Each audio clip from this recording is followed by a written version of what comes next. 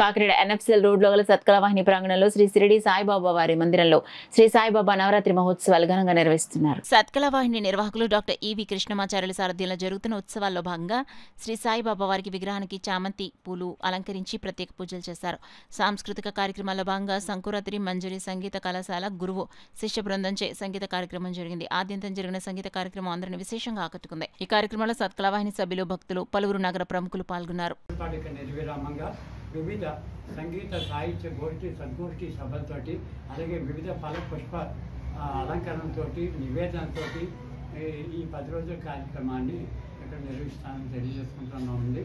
భక్తులకి విభిన్న రీతిలో ఈ 10 రోజులు జరిగే పూజలకి కాకినాడ పట్టణ ప్రజలందరికీ కూడా ఆశీస్సులు అందేట్లాగా స్వామివారికి సువర్ణ అభయాన్ని కూడా మనం తయారు చేసి మనం అందిస్తున్నాము. 11వ తారీఖుని దీనికి పరిసమాప్తిగా పూర్ణావతి కార్యక్రమాలు అన్నదాన కార్యక్రమం జరుగుతుంది. ప్రధానులు కామరావుతు సుబ్బరాజు గారి